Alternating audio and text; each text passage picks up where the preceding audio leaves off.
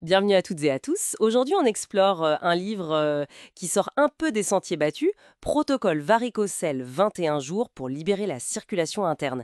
C'est de Jean-Louis Dossou. Oui, et l'idée centrale est assez intrigante.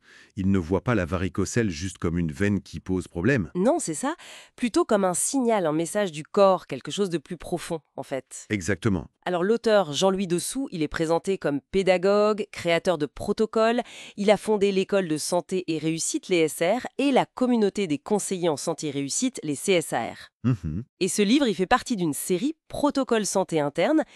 Plus de 60 livres, c'est énorme. Ah oui, quand même. Et ce qui est intéressant, c'est qu'il dit que tout ça, c'est basé sur plus de 15 ans de son expérience pratique, notamment avec certains compléments alimentaires, on y reviendra peut-être. D'accord. Notre but aujourd'hui, c'est de décortiquer un peu cette approche, ce lien qu'il fait entre la varicocèle et l'inflammation, le foie, même l'énergie masculine. Absolument. Et dès le début, le livre annonce la couleur, hein. Ce n'est pas un manuel d'urologie classique. Non, pas du tout. Il se voit plutôt comme un miroir de circulation, c'est l'expression qu'il utilise. Il nous invite à lire la varicocèle comme le langage du terrain. Le langage du terrain. En gros, regarder au-delà du symptôme pour comprendre l'état général. Ça s'adresse à ceux qui veulent aller plus loin que le diagnostic médical standard, quoi. Tout à fait. Il y a une phrase qui m'a marquée, il y a des pressions qu'aucun Doppler ne mesure. Ça interpelle. Oui, c'est fort. Il remet un peu en question l'idée de juste réparer la veine, par chirurgie par exemple. Mhm. Il dit que si on ne s'attaque pas à la cause profonde, à ce fameux terrain, le problème risque de revenir. C'est ça. Mais alors, c'est quoi exactement ce terrain dont il parle? Alors, le terrain dans cette vision, c'est notre état général. Notre capacité à gérer l'inflammation, l'élimination des toxines, l'équilibre global en fait. D'accord. L'idée centrale, c'est que la varicocèle serait un signal métabolique. Le livre explore comment la stagnation du sang, là, au niveau testiculaire, pourrait refléter une surcharge plus générale. Une surcharge. C'est-à-dire. On parle de congestion du foie, quand le foie est un peu débordé, quoi. Inflammation de l'intestin, le stress chronique aussi. Ah oui, le stress. Et la veine testiculaire gauche, à cause de son anatomie, elle deviendrait une sorte de baromètre de cette pression interne, d'où la citation qu'il utilise. Ce n'est pas la veine qui souffre, c'est le flux de vie qui n'arrive plus à descendre. Je vois. Donc c'est pas juste un tuyau bouché localement, c'est plus un symptôme d'un embouteillage interne plus large. C'est l'idée, oui. Et ça a des conséquences, j'imagine, sur la fertilité notamment. C'est ça? Tout à fait. Mais il ne le présente pas comme une fatalité, plutôt comme une conséquence de ce déséquilibre général. D'accord. Il parle de brouillage thermique. La stagnation du sang augmente la température, ce qui n'est pas bon pour les spermatozoïdes, et de stress oxydatif. Le stress oxydatif, cette usure des cellules. Voilà, ça perturbe toute la mécanique fine de la spermatogénèse.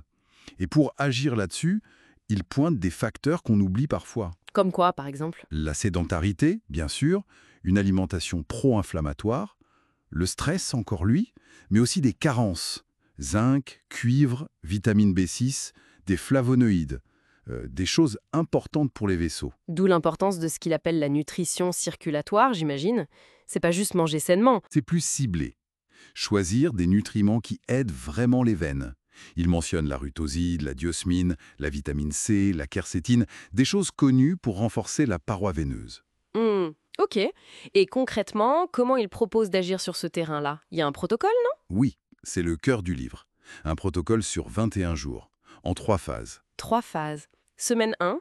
Libération digestive, alléger la pression veineuse, avec des jus, de la respiration, des massages. Ok, détox et drainage en gros. Voilà. Semaine 2, focus sur l'action anti-inflammatoire vasculaire, retrouver de la fluidité. Il y a du travail sur le périnée, des postures. Intéressant. Et la dernière semaine? Semaine 3, régénération hormonale et ce qu'il appelle l'ancrage masculin, avec une micronutrition plus ciblée et une forme de reconnexion. Et c'est là, dans ce protocole pratique, qu'il partage son expérience avec certains produits. Exactement. Fort de ses 15 ans d'expérience, qu'il revendique avec les produits Forever Living, il intègre spécifiquement certains de leurs compléments. Ah oui! Lesquels par exemple? Il cite Argiplus, Artixi, Vitalize Men et le gel d'aloe vera. Il les présente comme des outils pour aider au drainage, à l'oxygénation, à l'équilibre hormonal, pour renforcer le terrain, quoi. C'est présenté comme sa recommandation, basée sur son vécu, en synergie avec le reste. Ah d'accord, c'est noté. Mais il y a une autre dimension dans le livre, assez surprenante. L'andronologie énergétique. Qu'est-ce que c'est que ça? Oui, ça c'est peut-être le côté le moins conventionnel. C'est l'idée que la santé masculine, et donc la varicocèle, serait aussi liée à des flux d'énergie, pas juste de la plomberie ou de la biochimie. Des flux d'énergie. Il fait des ponts avec la médecine chinoise, le lien rein-testicule, l'énergie vitale Jing, ou l'Ayurveda, avec les concepts de Shukra, l'énergie sexuelle, et Agni, le feu digestif. Et même la mémoire émotionnelle dans le bassin. Voilà, il évoque ça aussi.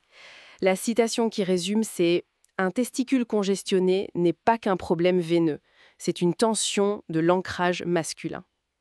Ça donne une autre perspective. Bon, en résumé, ce protocole varicocèle, c'est une invitation à voir ce problème comme bien plus qu'une simple varice. C'est un message du corps, en fait. Un message pour rééquilibrer pas mal de choses.